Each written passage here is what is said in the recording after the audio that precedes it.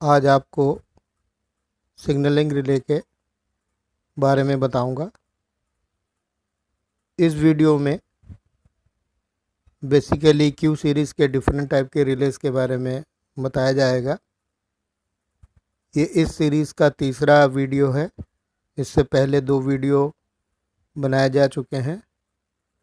अगर आपने उसको नहीं देखा है तो पहले पार्ट 1 एंड पार्ट 2 देखें, और उसके बाद अगर आप इस वीडियो को देखते हैं पार्ट 3 को, तो आपकी अंडरस्टैंडिंग बेहतर हो पाएगी।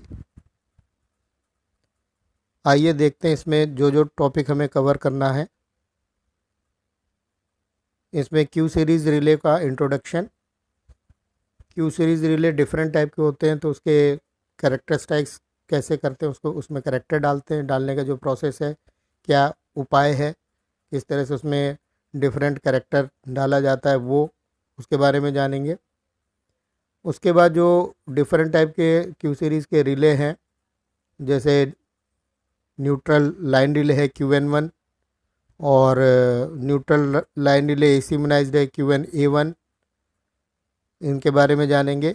इसके बाद sensitive relay QS3, biased relay QB3 और QBA1, हेवी ड्यूटी कॉन्टैक्ट अगर रिले की बात करें तो QBCA1, slow to pick up relay QSPA1, slow to release QSRA1, latch relay QL1, तथा सबसे अंत में कुछ ट्रैक रिले के बारे में भी जानकारी लेंगे। तो ये क्यू सीरीज़ रिले के टॉपिक रहेगा टोटली। क्यू सीरीज़ रिले जो हम लोग इंडियन रेलवे में इस्तेमाल कर रहे हैं, ये ब्रिटिश रेलवे स्पेसिफिकेशन में जो चीज़ें दी गई उसी को एज इट इज़ हम लोग कंटिन्यू कर रहे हैं इंडियन रेलवे में। इसमें 2 टाइप के रिले होते थे, एक पी सीरीज़ रिले और एक Q series relay. P series relay का वर्तमान में इस्तेमाल नहीं हो रहा है, क्यू सीरीज़ रिले का ही इस्तेमाल हो रहा है। तो क्यू सीरीज़ रिले के जितने भी रिले, उसके नाम के आगे क्यू लेटर लिखा जाता है। जैसे हमने देखा अभी QN1, QNA1 या QL1, इस तरह के सभी रिले के नाम के शुरू में क्यू लेटर लिखा होगा। IRS स्पेसिफिकेशन में जो इसका सीरियल नंबर है वो S23 और S34 के अंतर्गत रिले के बारे में बताया गया है। और डिफरेंट टाइप के रिले जो है हम डिफरेंट फंक्शंस के लिए क्यू सीरीज़ में इस्तेमाल करते हैं। ये इसका डायग्राम है। हम पिछले वीडियो में भी इसको डिस्कस कर चुके हैं, लेकिन यहाँ पे भी एक बार ब्रीफली इसको डिस्कस करेंगे। नंबर 1 पे है रिले बेस। रिले बेस में रिले के कॉन्टैक्ट जो है एक्सटेंड किए जाते हैं, और रिले बेस जो है वो प्लग बेस के साथ जुड़ता है, और ये एक सिंगल मोल्डिंग मटेरियल का होता है। और इसके अलावा इसमें जो बाकी कंपोनेंट दिखाई दे रहे हैं, उसमें से काफ़ी कुछ इस बेस पे आधारित होकर उसको इंस्टॉल किया जाता है या फिक्स किया जाता है। तो 1 नंबर पे रिले का बेस है। इसके बाद 2 नंबर की अगर हम बात करें तो वो इलेक्ट्रोमैग्नेट है। इलेक्ट्रोमैग्नेट में इलेक्ट्रोमैग्नेट कॉयल और साथ ही साथ उसके अंदर का आयरन कोर, दोनों के कम्बिनेशन से इलेक्ट्रोमैग्नेट बनता है, तो वो 2 नंबर पे दिखाया गया है। 3 नंबर पे आर्मेचर।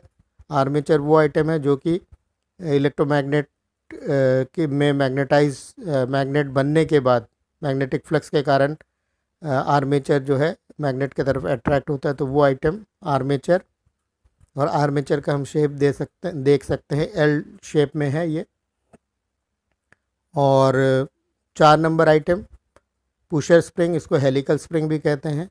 इसका काम है बैक कॉन्टैक्ट को प्रेशर के साथ बना के रखना, तथा रिले के कॉयल में जब सप्लाई ना हो और पिकअप कॉन्टैक्ट से ड्रॉप कॉन्टैक्ट बनना चाहिए, तो उस समय जो है ये टॉर्क देता है ताकि बैक कॉन्टैक्ट जो है बन जाए आसानी से। तो ये 4 नंबर पे हेलिकल स्प्रिंग या पुशर स्प्रिंग इसको कहते हैं।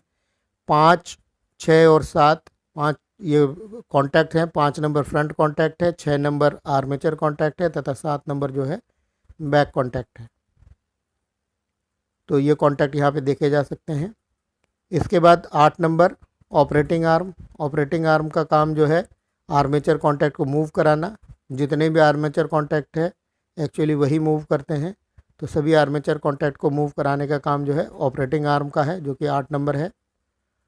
और ऑपरेटिंग आर्म का जो निचला सिरा है वो आर्मेचर के ऊपर टिका रहता है। जब आर्मेचर मूव करता है तो ऑपरेटिंग आर्म को वो मूव कराता है। इस तरह से ऑपरेटिंग आर्म सभी आर्मेचर कॉन्टैक्टों को मूव कराते हैं। और इसके बाद 9 नंबर में एडजस्टमेंट कार्ड है। एडजस्टमेंट कार्ड का काम जो है फ्रंट कॉन्टैक्ट और बैक कॉन्टैक्ट जो कि फिक्स्ड होते हैं, जो कि मूव नहीं करते हैं, अपने जगह पे स्टेशनरी रहते हैं, मतलब रुके हुए रहते हैं, तो उसको एडजस्ट करके रखता है, उसको होल्ड करके रखता है ताकि वो अपनी जगह से मूव ना करे। साथ ही साथ सभी फ्रंट कॉन्टैक्ट और बैक कॉन्टैक्ट के बीच जो प्रॉपर गैप प्रॉपर प्रेशर होना चाहिए, उस प्रेशर को मेंटेन रखने का काम जो है एडजस्टमेंट कार्ड करता है। इसके बाद 10 नंबर पे हम देख सकते हैं जो आर्मेचर में एक नॉन मैग्नेटिक रेजिडुअल पिन लगा हुआ, उसके बारे में कह रहे हैं।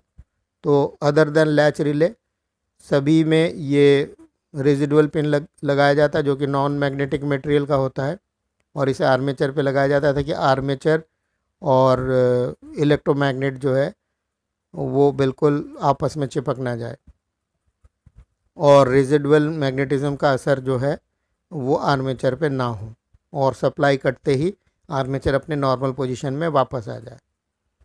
तो इसीलिए अदर देन लैच रिले ये पिन जो है ये सभी आर्मेचरों में लगाया जाता है। इसके बाद 11 नंबर पे ट्रांसपेरेंट कवर है। रिले के अंदर की सारी चीज़ों को हम ट्रांसपेरेंटली देख सकते हैं, इसके लिए कवर है, सभी चीज़ों को कवर करके रखा जाता है। और 12 नंबर पे हैंडल है। इस हैंडल का रोल जो है, जब हम रिले प्लग बेस से निकालते हैं तो उस समय इसको पुल करते हैं तो रिले आसानी से निकल जाता है। रिले ये जो कि स्टाइल रिले है ये बिल्कुल नज़दीक लगाए जाते हैं, तो रिले को चारों तरफ से पकड़ना मुश्किल होता है। तो चूँकि जगह नहीं होती है तो रिले हैंडल में उंगली फंसा के उसको जब हम खींचते हैं तो रिले जो है आसानी से प्लग बेस से बाहर आ जाता है। साथ ही साथ ये हैंडल एक काम और करता है, जो रिटेनिंग क्लिप जो कि प्लग बेस के साथ रिले को होल्ड करके रखता है, तो उसको भी ये अपने साथ एडजस्ट करके रखता है, जिससे एक स्प्रिंग का टेंशन जो है बना रहता है और रिले जो है मजबूती के साथ रिले प्लग बेस के साथ जुड़ा हुआ रहता है। और लास्ट है 13 नंबर हील पीस जो है ये इलेक्ट्रोमैग्नेट के ऊपर एल शेप का ये एक मेटेलिक पीस है। इसके ऊपर जो है आधार होकर हमारा आर्मेचर मूव करता है, तो ये हील पीस है। और इसके बाद अगर हम बात करें रिले को कैसे कैरेक्टर उसमें डालते हैं, उसके लिए कोई भी स्पेशल कैरेक्टर डालने के लिए क्या अरेंजमेंट करते हैं, तो वो हम देख के समझेंगे इसमें। अगर किसी रिले को एसी इम्यूनाइज बनाना हो तो एसी इम्यूनाइज जो है उसको बनाने के लिए उसमें कॉपर स्लग लगाया जाता है आर्मेचर एंड पे। और अगर किसी रिले को बायस्ड रिले बनाना हो तो बायस्ड रिले बनाने के लिए उसमें परमानेंट मैग्नेट का एक इस्तेमाल किया जाता है। और हेवी ड्यूटी कॉन्टैक्ट अगर रिले बनाना हो तो हेवी ड्यूटी कॉन्टैक्ट में जो हेवी ड्यूटी कॉन्टैक्ट होते हैं उसके बिल्कुल साथ ही साथ ब्लो आउट मैग्नेट के नाम से परमानेंट मैग्नेट लगाए जाते हैं, जो कि उन कॉन्टैक्टों में मेक ब्रेक के दौरान होने वाले जो हाई करंट है उसके कारण जो फ्लैशिंग या आर्किंग होती है तो उसको एब्जॉर्ब कर लेते हैं। तो उस एक्शन को स्पार्क क्वेंचिंग कहते हैं, जिससे जो है जो फ्लेम या जो स्पार्क है वो ज़्यादा दिखाई नहीं देता है। इसके बाद अगर स्लो टू पिकअप करना हो, स्लो टू रिलीज़ करना हो, तो स्लो टू रिलीज़ के लिए मैग्नेटिक शंट का प्रोविज़न करते हैं। मैग्नेटिक शंट को आर्मेचर एंड पे लगाते हैं। और स्लो टू रिलीज़ में इसका उल्टा हील सेम मैग्नेटिक शंट जो है हील पीस पे लगाते हैं। और इसके अलावा एक्सटर्नल अरेंजमेंट के द्वारा अगर स्लो टू पिकअप रिले बनाना हो तो एक्सटर्नल अरेंजमेंट किया जा सकता है। उसमें रेजिस्टेंस सीरीज़ में तथा कैपेसिटर पैरेलल में रिले कॉयल के लगाए जाते हैं।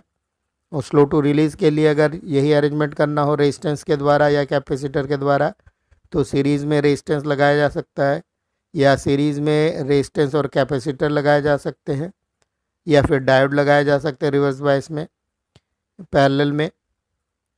तो इस या फिर एक्सटर्नल कुछ रिले के कॉन्टैक्ट के कम्बिनेशन के द्वारा भी स्लो टू रिलीज़ बनाए जा सकते हैं। तो इस तरह के डिफरेंट अरेंजमेंट किए जा सकते हैं।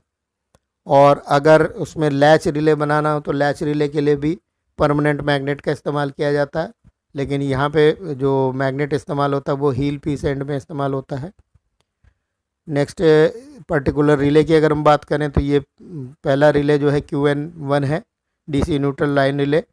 DC न्यूट्रल लाइन रिले जो है सबसे आम और सबसे ज़्यादा इस्तेमाल होने वाला रिले है, इसमें होता है। और ये आप डायग्राम में इसके इमेज में देख सकते हैं, ये सिंपल सा एक रिले है, कोई इसमें स्पेशल अरेंजमेंट कुछ नहीं है।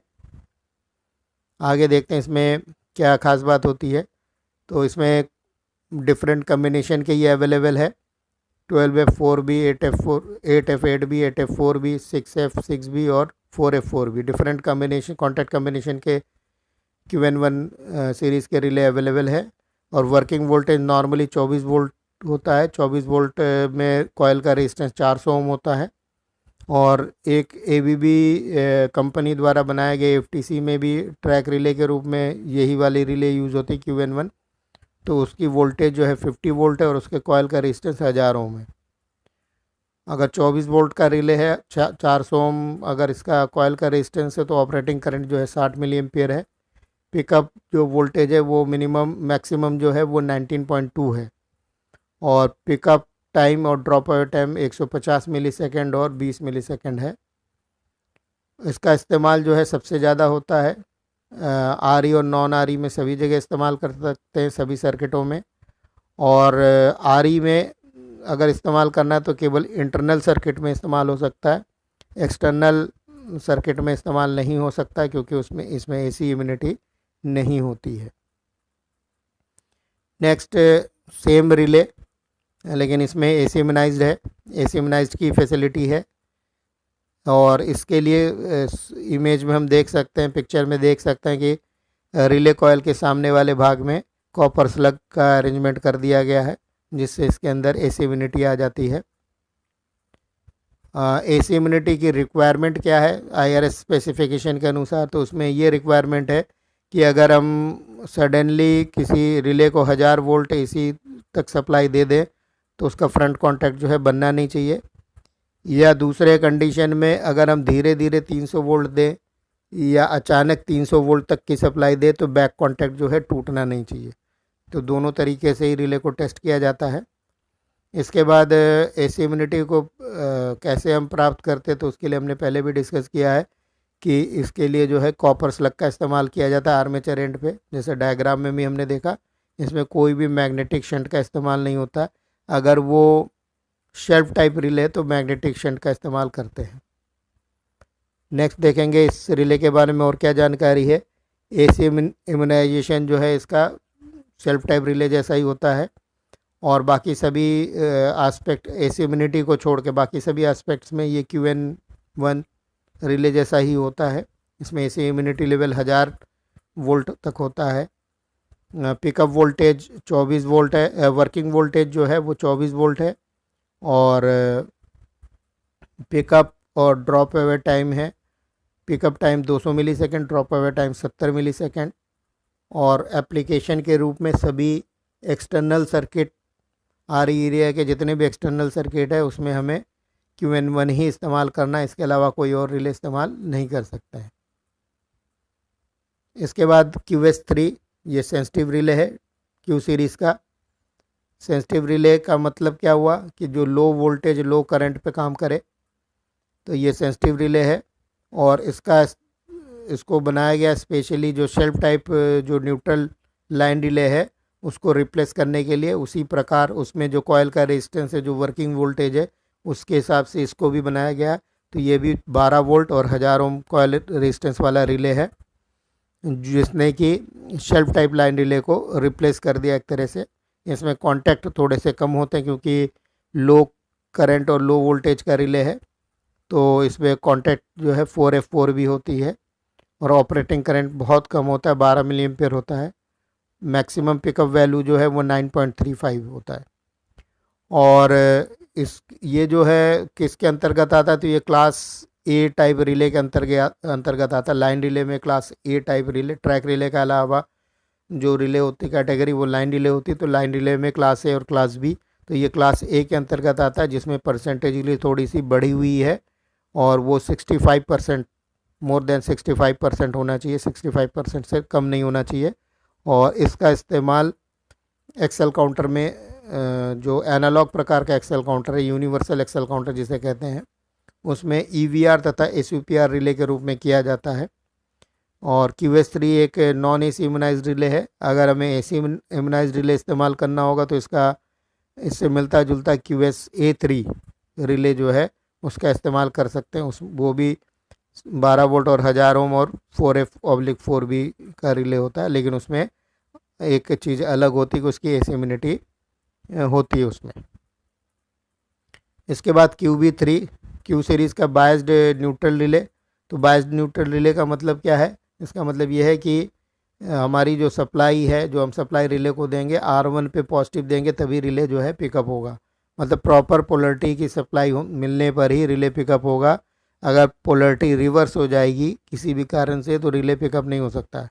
इवन अगर हम 20 गुना भी सप्लाई ज़्यादा दे दें तब भी ये रिले रिवर्स पोलरिटी पे पिकअप नहीं होगा। तो इसकी जो नॉर्मल वर्किंग वोल्टेज है 12 वोल्ट है, और 12 का 20 टाइम्स मतलब 240 वोल्ट तक देने पे भी ये रिले पिकअप नहीं होगा। किस तरह से इसकी बायसिंग को अचीव किया वो देखेंगे।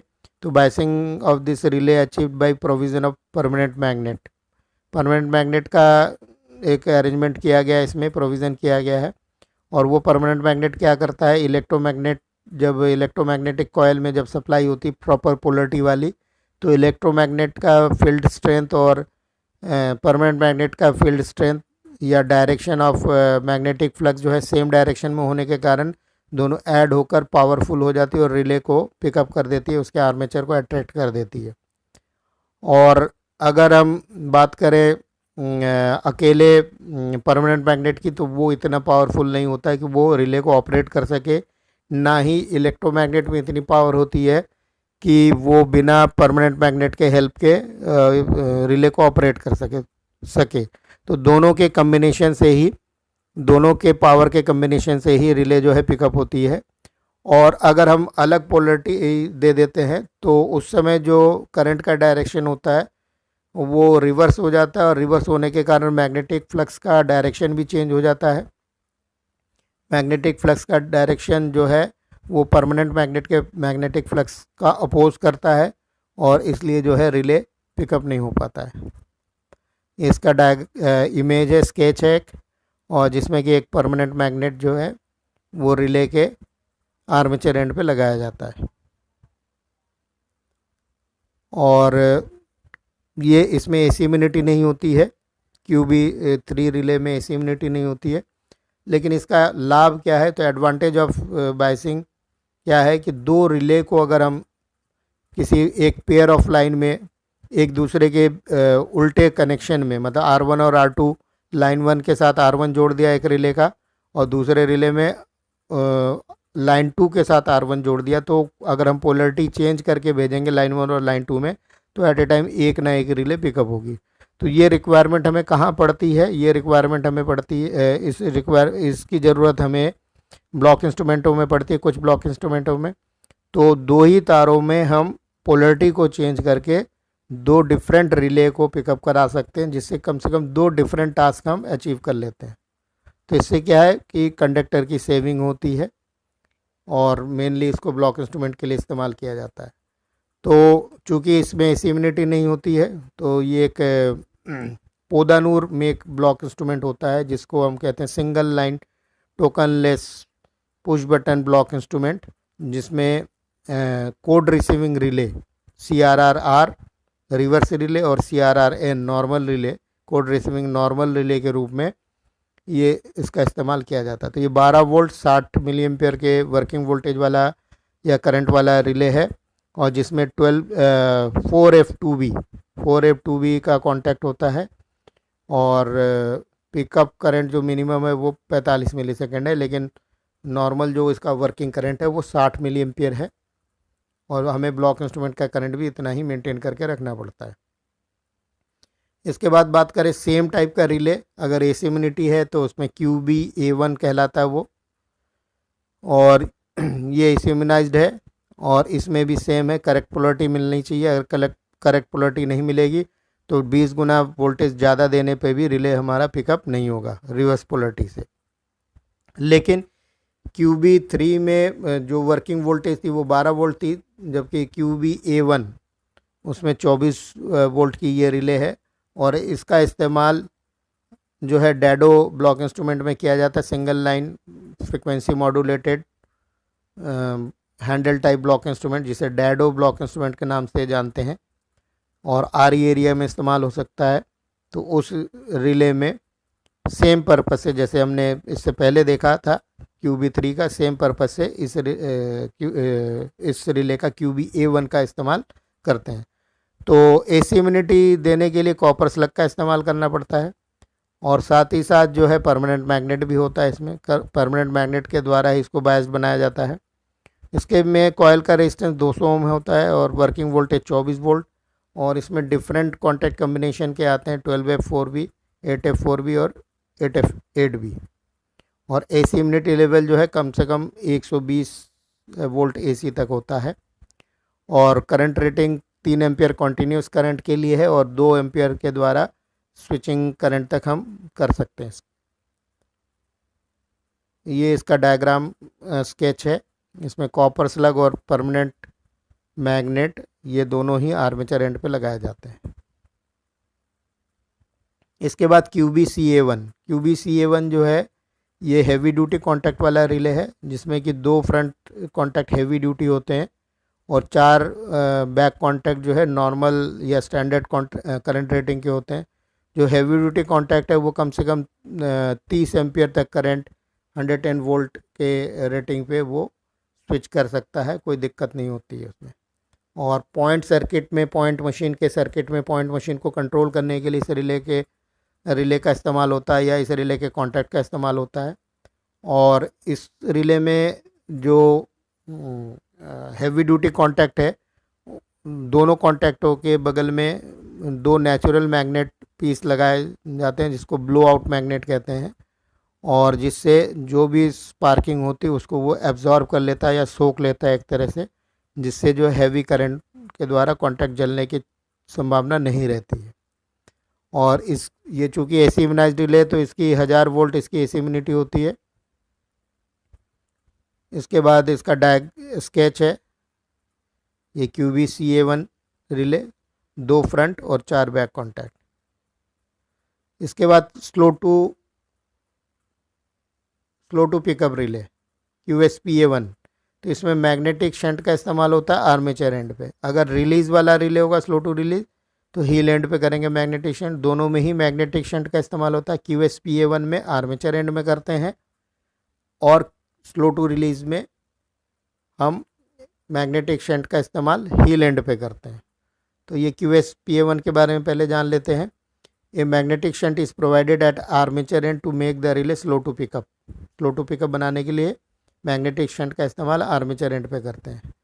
Magnetic shunt is a magnetic material. हाँ, ये कैसे ये फंक्शन करता है उसके बारे में डिस्क्राइब किया गया कि जो मैग्नेटिक शंट होता है वो मैग्नेटिक मटेरियल का होता है। जब भी हमारे कॉयल में सप्लाई फ्लो होती है और मैग्नेटिक फ्लक्स बनता है, तो ये मैग्नेटिक फ्लक्स जो है ये मैग्नेटिक शंट के रास्ते से जाता है, और मैग्नेटिक शंट जो है उस फ्लक्स को लेके थोड़ी देर तक उसको टाइम लगता है, उसके बाद वो सैचुरेट हो जाता है। जैसे ही वो सैचुरेट हो जाता है उसके बाद वो कोई भी मैग्नेटिक फ्लक्स रिसीव नहीं करता। फिर सारा का सारा मैग्नेटिक फ्लक्स जो है रिले के वर्किंग में इस्तेमाल होता है, और रिले जो है पिकअप होती है। तो इसमें जो पहले जो टाइम जितना लगा उसको सैचुरेट होने में, उसके वजह से रिले में एक डिले आया, वर्किंग में डिले आया। तो वो डिले 540 से 600 मिलीसेकंड तक का हो सकता है। तो इसके द्वारा जो है ये मैग्नेटिक शंट के द्वारा इसको स्लो टू पिकअप बनाया जाता है। इस्तेमाल कहाँ करते हैं? तो Q सीरीज़ के TR के साथ TPR के रूप में इस्तेमाल होता है। ये लाइन डिले है, तो एज ए TPR इस्तेमाल होता है और AC इम्यूनाइज्ड होता है, क्योंकि इसमें USPA1 लिखा हुआ है। ए का मतलब है AC इम्यूनाइज्ड, तो AC इम्यूनाइज्ड रिले है। और कॉपर स्लग AC इम्यूनाइज्ड में इस्तेमाल होता है, और साथ ही साथ मैग्नेटिक शंट का भी इस्तेमाल होता है, जिससे ये स्लो टू पिकअप बनता है। स्लो टू पिकअप बनाने की क्या आवश्यकता पड़ी है वो हम देखते हैं नेक्स्ट स्लाइड पे। ये इसका इमेज है, एक्चुअल इमेज है। इसके बाद इसकी जो आवश्यकता है इस रिले की, वो उसको हम जानेंगे। तो अगर किसी कारण से OHE की तार, चाहे वो कॉन्टैक्ट वायर है चाहे ट्रैक्शन वायर है, दोनों में से कोई भी तार या दोनों तार अगर टूट कर ट्रैक में गिरती है, जिसके कारण जो है करंट हैवी सप्लाई जो वोल्टेज जो है वो ट्रैक में आता है, और ट्रैक जो है अगर गाड़ी ट्रैक पे खड़ी है और ट्रैक रिले पिकअप हो जाए वोल्टेज के इफेक्ट से, तो ट्रिपिंग होना चाहिए। तो लेकिन ट्रिपिंग होने में 300 मिलीसेकंड का समय लगता है। इतने देर में अगर TR पिकअप हो जाए तो भी TPR पिकअप नहीं होना चाहिए। तो इसके लिए TPR को स्लो टू पिकअप बनाया गया है, जो कि 540 से 600 मिलीसेकंड। तो इतने देर में जब तक हमारा TPR पिकअप हो उससे पहले पहले हमारी ट्रिपिंग हो जाती है, क्योंकि ट्रिपिंग होने में 300 मिलीसेकंड का समय लगता है। तो अगर किसी कारण से TR पिकअप भी होता है तो TPR पिकअप होने का चांस नहीं है, जिससे हमारा सर्किट सेफ रहता है। रिलीज टाइम जो है 140 से 200 मिलीसेकंड है। वर्किंग वोल्टेज 24 वोल्ट है। 208 ओम का कॉयल का रेजिस्टेंस है। कॉयल का रेजिस्टेंस कंपनी टू कंपनी थोड़ा बहुत डिफरेंस हो सकता है, 8-10 ओम का डिफरेंस हो सकता है। कॉन्टैक्ट कॉन्फ़िगरेशन जो है 8F4 भी है, और AC immunity level 300 volt AC है। नेक्स्ट है slow to release AC immunised. तो इसमें मैग्नेटिक शंट का इस्तेमाल करते हैं, लेकिन हील पीस एंड में करते हैं। जिधर हील पीस एंड है, मतलब कॉयल का जो बेस वाला सिरा वहाँ पे। तो उससे क्या फ़ायदा होता है, ये स्लो टू रिलीज़ हो जाता है। स्लो टू रिलीज़ और साथ ही साथ कॉपर स्लग के द्वारा AC इम्यूनिटी करते हैं। इसका ड्रॉप अवे टाइम ज़्यादा है। नॉर्मली दूसरे रिलो का 20 मिलीसेकंड होता है, लेकिन इसमें 260 मिलीसेकंड का समय है। रिलीज़ होने में ज़्यादा समय लेता है, और बाकी पैरामीटर जो है लगभग स्लो टू पिकअप रिले जैसा ही है। और इसका इस्तेमाल कहाँ करते हैं, इसका इस्तेमाल जो है HPR और DPR में करते हैं, RE एरिया में, जिससे कि हमारा जो अगर ट्रैक सर्किट बॉब करे या हमारा पावर सप्लाई फ्लक्चुएट करे तो हमारा सिग्नल जो है उठना नहीं चाहिए, या HPR DPR ड्रॉप नहीं होना चाहिए। तो उसके लिए इस रिले का इस्तेमाल करते हैं। इसके बाद इसका स्केच है। इसके बाद जो रिले है वो लैच रिले है, Q सीरीज़ का लैच रिले। तो ये लैचिंग जो है ये मैग्नेटिक लैच है, और लैचिंग का मतलब है ऑपरेटेड पोजीशन में होल्ड रहना। कब होल्ड रहना है, जब सप्लाई ले लिया जाए, सप्लाई को ब्रेक कर दिया जाए या सप्लाई विड्रॉ कर लिया जाए, तब भी रिले उसी पोजीशन में, पिकअप पोजीशन में बने रहना। तो दैट इज़ लैच। तो रिले लैचेस मैग्नेटिकली, उसमें लैचेस करने के लिए जो उसको उस कंडीशन में रोक के रखने के लिए जो एक एनर्जी इस्तेमाल हो रहा है, तो वो मैग्नेटिक एनर्जी इस्तेमाल हो रहा है, या परमानेंट मैग्नेट उसके लिए इस्तेमाल किया जाता है। और परमानेंट मैग्नेट को हील पे इस एंड में लगाते हैं। अब इसमें एक नोट के रूप से ये बताया जाता है कि परमानेंट मैग्नेट का इस्तेमाल 2 जगह किया जाता है, एक बायस्ड रिले में, एक लैच रिले में। तो बायस्ड रिले में इसको आर्मेचर एंड में करते हैं, जबकि लैच रिले में इसको हील पीस एंड में करते हैं। तो पोजीशन अलग अलग है, लेकिन दोनों ही परमानेंट मैग्नेट है। और इस जैसे हमने शुरू में ही बताया था कि अगर लैच रिले है तो लैच रिले में हमें रेजिडुअल पिन इस्तेमाल करने की ज़रूरत नहीं है, तो इसमें कोई भी रेजिडुअल पिन नहीं होता है। ये इसका डायग्राम है, पीछे देखा जा सकता है कि एक परमानेंट मैग्नेट है हील एंड पे, और उसके बाद कॉयल शुरू हो रहा है, और फिर आर्मेचर एंड है। तो इसमें अरेंजमेंट क्या है पहले देखेंगे।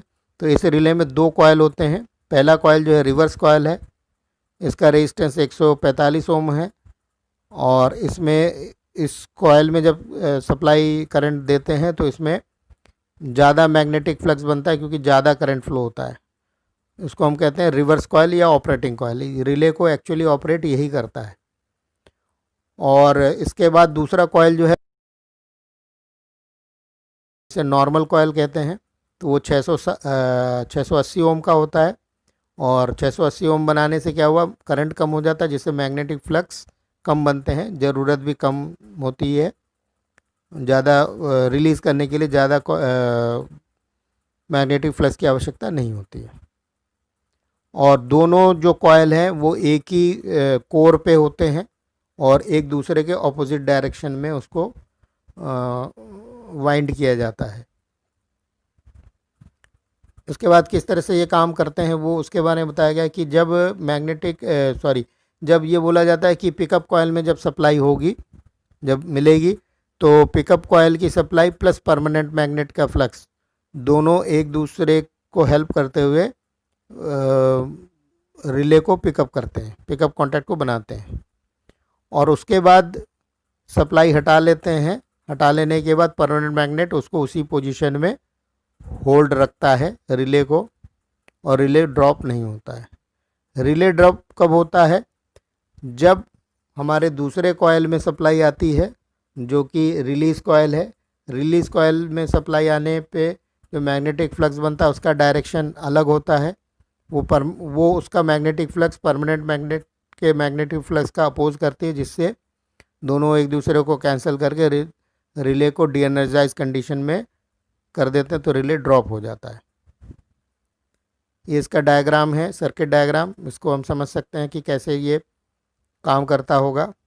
तो इसमें 3 सर्किट है एक पेज में, और इसमें जो पहला कंडीशन है उसको हम समझेंगे कि पहले तो ये रिले जो LR रिले कहलाता है। तो LR रिले में 2 कॉयल है। एक कॉयल का सिरा है R1 R2 और दूसरे कॉयल का सिरा है R3 R4। R1 R2 जो है वो ऑपरेटिंग कॉयल है, वो ऑपरेटिंग कॉयल है जो कि रिले को मेनली ऑपरेट कर रही है, या जिसे हम कह सकते हैं कि रिवर्स कॉयल। अब पहला कंडीशन क्या होगा, जो पहला सर्किट हमारा ये कह रहा है, वो ये कह रहा है कि LR भी ड्रॉप है और LPR भी ड्रॉप है। LPR जो है इसी रिले का प्रूविंग रिले है, तो दोनों रिले ड्रॉप है और हम चाह रहे हैं कि रिले अब पिकअप हो। तो होगा क्या कि ये जो पहले डायग्राम में आप देख सकते हैं, ये एक हैश जैसा सिंबल है, जिसका मतलब अदर सिलेक्शन सर्किट। जो भी हमारी शर्तें हैं वो हमने यहाँ पे एक हैश के रूप में दिखाया, सिंबल के रूप में, जिसमें कि कुछ कॉन्टैक्ट कम्बिनेशन हो सकते हैं, कुछ शर्तें हो सकती हैं। उसके द्वारा सप्लाई आएगी, 24 वोल्ट की सप्लाई आएगी। LPR के ड्रॉप कॉन्टैक्ट से होते हुए LR रिले के R1 पे चली जाएगी और R2 जो है डायरेक्टली कनेक्टेड है, तो LR रिले हमारा पिकअप हो जाएगा। LR रिले के कॉयल में सप्लाई आई, R1 पे पॉजिटिव आ गई, R2 में नेगेटिव पहले से ही दिया हुआ है, तो रिवर्स कॉयल में सप्लाई आने से रिले पिकअप हो गई। नेक्स्ट डायग्राम में देखेंगे, LR के पिकअप होने से LR के पिकअप कॉन्टैक्ट के द्वारा LPR पिकअप हो जाती है। तो ये LPR का सर्किट है सेकंड वाला। इसके बाद जब LR पिकअप हो गई और LPR पिकअप हो गई, LPR पिकअप होने से जो पहले वाला डायग्राम है उसको अगर हम देखें, LPR पिकअप होने से क्या होगा, LPR के ये ड्रॉप कॉन्टैक्ट कट जाएगा और LR को सप्लाई जानी बंद हो जाएगी। तो LR को अगर सप्लाई जानी बंद हो जाएगी सर्किट नंबर 1 के हिसाब से, तो LR तो ड्रॉप हो जाना चाहिए, तो ड्रॉप नहीं होगा क्योंकि इसमें एक परमानेंट मैग्नेट रिले को लैच कंडीशन में रखा हुआ है। तो इसका मतलब क्या है, LR के कॉयल में R1 R2 में कोई सप्लाई नहीं है क्योंकि LPR हमारा पिकअप हो चुका है, और साथ ही साथ LR रिले जो है वो मैग्नेटिकली लैच है, उसी कंडीशन में बना हुआ, उसके पिकअप कॉन्टैक्ट भी बने हुए हैं। अब तीसरे सर्किट को देखेंगे। ये सर्किट हमें ये बताता है कि रिले ड्रॉप कैसे होगी। तो इसमें हम देख सकते हैं कि इसमें जो रिले का कॉयल का इस्तेमाल किया है, LR रिले है, लैच रिले। इसका कॉयल है R3 और R4। R4 में डायरेक्ट नेगेटिव दिया हुआ है। R3 में जो सप्लाई आएगी वो सिलेक्शन सर्किट के थ्रू आएगी, जो भी सिलेक्शन है उसके थ्रू सप्लाई R3 पे आएगी। R3 से LR के एक एंड पे आ जाएगी, और चूँकि एल आर पिकअप है तो R4 साइड में B7 B8 कॉन्टैक्ट बना हुआ है, तो कॉयल में सप्लाई आते ही ये रिले पिकअप हो जाएगा। एल आर का रिवर्स कॉयल जो नॉर्मल कॉयल है वो पिकअप हो जाएगा और पिकअप होते ही रिले जो है हमारी ड्रॉप हो जाएगी।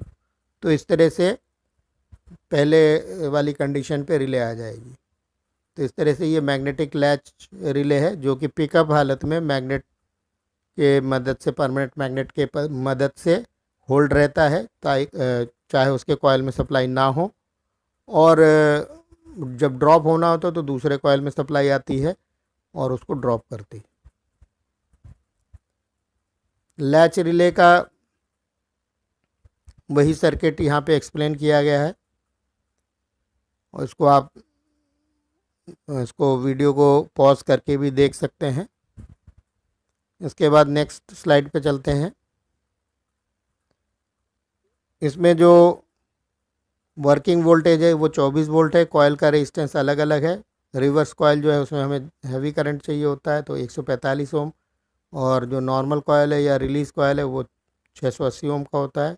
कॉन्टैक्ट कॉम्बिनेशन 11F4B या 8F6B दोनों टाइप के हैं और इस्तेमाल कहाँ होते हैं? पुश बटन ब्लॉक इंस्ट्रूमेंट में इस्तेमाल होते हैं, जो कि TCFR, TGTR, TAR और TOLR, 4 रिले एक ही ब्लॉक इंस्ट्रूमेंट में 4 रिले हैं। मैग्नेटिकली लैच ये चारों रिले एक जैसे ही हैं, इंटरचेंज भी कर सकते हैं हम चाहे तो ये उस सर्किट में इस्तेमाल होता है। साथ ही साथ इसमें एक ख़ास बात बोली गई है कि अगर हम R1 पे हमें अगर प्रॉपर वर्क चाहिए, मतलब नॉर्मल कॉयल और रिवर्स कॉयल दोनों के केस में ही R1 पे पॉजिटिव और R2 में नेगेटिव, या R3 में पॉजिटिव और R4 में नेगेटिव होना चाहिए। ऐसा नहीं होना चाहिए कि हमने पोलरिटी बदलने के लिए दूसरे कॉयल में सप्लाई देने के लिए पोलरिटी बदल दें, ऐसा नहीं है। दोनों केस में लेफ़्ट साइड का जो कॉयल का सिरा होगा पॉजिटिव उधर ही दी जाएगी, नॉर्मल कॉयल के केस में भी और रिवर्स कॉयल के भी केस में। नेक्स्ट हम बात करते हैं कुछ ट्रैक रिले के, जो मोस्ट कॉमनली हम यूज़ करते हैं, उन्हीं ट्रैक रिलों की बात करेंगे। तो सबसे पहले जो नॉन आर एरिया में इस्तेमाल होता है वो QT2 रिले है। QT2 रिले का ये डायग्राम है। ये डायग्राम जैसे दूसरे रिले का हमने डायग्राम देखा था उसी तरह से है, बस नंबर ऑफ कॉन्टैक्ट इसमें कम होते हैं।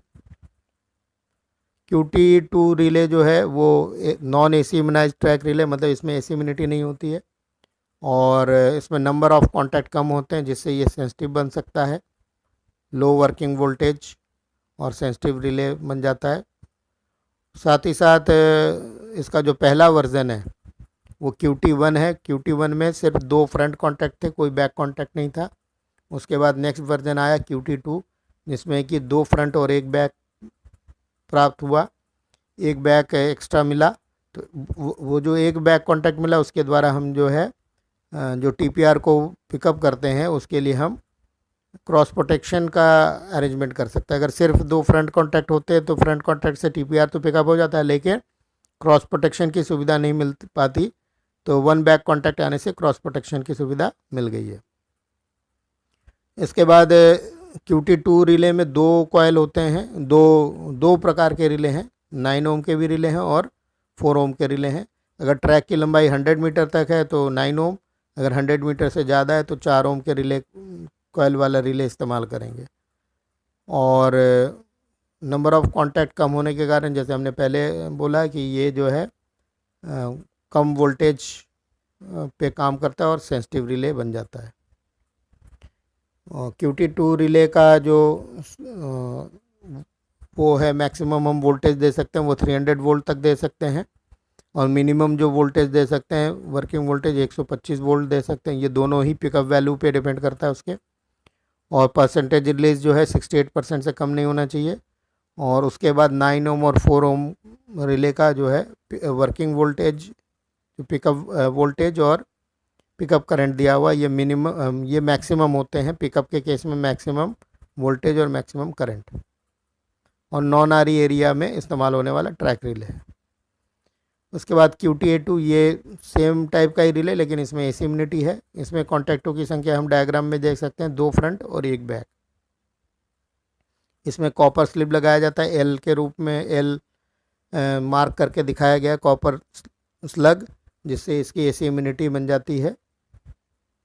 और इसमें जो रिले कॉयल का रेजिस्टेंस है वो नॉर्मली 9 ओम का है, और 20 ओम का कॉयल वाला भी रिले इसमें अवेलेबल है। और एसी इम्यूनिटी जो है 50 वोल्ट होता है। और चूँकि कॉपर स्लग लग गया तो थोड़ा सा इसका करंट बढ़ जाता है, पावर रिक्वायरमेंट, ऑपरेटिंग करंट बढ़ जाता है, और साथ साथ इसमें जो है पिकअप टाइम और रिलीज टाइम दोनों ही बढ़ जाते हैं। एसी इम्यूनिटी लेवल 50 वोल्ट है, 2 फ्रंट 1 बैक, और 9 ओम रिले और 20 ओम रिले दोनों इस्तेमाल होते हैं, लेकिन 9 ओम रिले जो है वो स्टैंडर्ड रिले है। कहीं कहीं 20 ओम के रिले का भी इस्तेमाल आवश्यकता के अनुसार किया जाता है। इसके बाद जैसे QTA2 रिले है तो इसके साथ QSPA1 एज ए TPR इस्तेमाल होता है। हम पहले QSPA1 के बारे में डिस्कस कर चुके हैं, उसी को यहाँ पे भी बताया गया है। और फिर इसके पैरामीटर 9 ओम रिले के पैरामीटर और 20 ओम के रिले के पैरामीटर दिए गए हैं। इसके बाद QB80, ये भी ट्रैक रिले, लेकिन यहाँ B का मतलब है बायस्ड एसी इम्यूनाइज्ड रिले है, तो इसमें वही R1 पे पॉजिटिव देना ज़रूरी है। R1 पे पॉजिटिव देंगे तभी रिले पिकअप होगा। और इसमें एक कॉन्टैक्ट एक्स्ट्रा है, तो 2 फ्रंट और 2 बैक है। इसमें कॉपर स्लिप भी है, और बायसिंग के लिए एक परमानेंट मैग्नेट भी है। इसमें जो है एसी इम्यूनिटी लेवल जो है सबसे ज़्यादा है तो 80 वोल्ट तक, ट्रैक रिले के केस में सबसे ज़्यादा है तो 80 वोल्ट तक एसी इम्यूनिटी है, और कॉपर स्लग के द्वारा एसी इम्यूनिटी को प्राप्त किया गया है। और इसमें भी TPR के रूप में QSPA1 इस्तेमाल होना चाहिए। और इसका डिज़ाइन जो है कंस्ट्रक्शन QBCA1 जैसा ही है लगभग। और कॉपर स्लग जैसे पहले बताया गया कि एसी इम्यूनिटी के लिए इस्तेमाल होता है। इसमें 2 फ्रंट 2 बैक, और इसका पिकअप वोल्टेज जो है वो पिकअप वैल्यू वो ज़्यादा है, 1.75 तक है। और 80 वोल्ट एसी इम्यूनिटी, 9 ओम का रेजिस्टेंस है, कॉयल रेजिस्टेंस। और इसके द्वारा 750 मीटर तक के लंबी ट्रैक सर्किट बनाई जा सकती है। और 450 से ऊपर अप टू 720 मीटर तक के ट्रैक में इसका इस्तेमाल करते हैं। और रिले एंड पे अगर हम चोक का इस्तेमाल करें तो वो एडिशनली अगर चोक का इस्तेमाल करें तो 750 मीटर तक हम इसके द्वारा ट्रैक की लंबाई बढ़ा सकते हैं, 750 मीटर तक यार्ड में। लेकिन इसमें थोड़ा सा दूसरे ट्रैक रिलों से थोड़ा सा पिकअप और उसमें अंतर है। तो इसमें जो मैक्सिमम एक्साइटेशन है वो पिकअप वैल्यू का 235% तक कर सकते हैं, और मिनिमम एक्साइटेशन जो है वो 122% तक कर सकते हैं। तो आशा करता हूँ कि ये आपको वीडियो अच्छा लगा होगा, समझ में आया होगा। धन्यवाद।